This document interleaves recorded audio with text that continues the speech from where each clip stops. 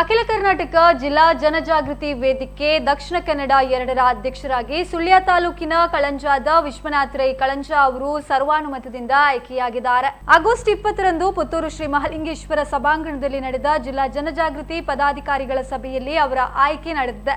ಅಖಿಲ ಕರ್ನಾಟಕ ಜಿಲ್ಲಾ ಜನಜಾಗೃತಿ ವೇದಿಕೆ ಜಿಲ್ಲಾ ಅಧ್ಯಕ್ಷ ಪದ್ಮನಾಭ ಶೆಟ್ಟಿ, ರಾಜ್ಯ ಕಾರ್ಯದರ್ಶಿ ವಿವೇಕ್ ವಿನ್ಸೆಂಟ್ ಪಾಯಸ್, ಮಾಜಿ ಜಿಲ್ಲಾಧ್ಯಕ್ಷರಾದ ಎನ್.ಎ. ರಾಮಚಂದ್ರ ಹಾಗೂ ಸಾಜಾ ರಾಧಾಕೃಷ್ಣ ಆಳ್ವ, ಪುತ್ತೂರು ತಾಲೂಕು ಜನಜಾಗೃತಿ ಅಧ್ಯಕ್ಷ ಸತೀಶ್ ನಾಯ್ಕ, ಪ್ರಾದೇಶಿಕ ಜನಜಾಗೃತಿ ಯೋಜನಾಧಿಕಾರಿ ಗಣೇಶ್ ಆಚಾರ್ಯ ಸೇರಿದಂತೆ ಜಿಲ್ಲಾ ಜನಜಾಗೃತಿ ವೇದಿಕೆಯ ಅಧ್ಯಕ್ಷರು ಹಾಗೂ ಪದಾಧಿಕಾರಿಗಳ ಸಮ್ಮುಖದಲ್ಲಿ ವಿಶ್ವನಾಥ ರೈ ಅವರನ್ನ ಅಧ್ಯಕ್ಷರಾಗಿ ಆಯ್ಕೆ ಮಾಡಲಾಯಿತು. ಕಳಂಜದವರಾದ ವಿಶ್ವನಾಥ ರೈ ಅವರು 2020ರಿಂದ 2023ರವರೆಗೆ ಅಖಿಲ ಕರ್ನಾಟಕದ ಜನಜಾಗೃತಿ ವೇದಿಕೆ ಸುಳ್ಯ ತಾಲೂಕು ಅಧ್ಯಕ್ಷರಾಗಿ ಸೇವೆ ಸಲ್ಲಿಸಿದ್ದು, ಪ್ರಸ್ತುತ ಜಿಲ್ಲಾ ಸದಸ್ಯರಾಗಿದ್ದಾರೆ.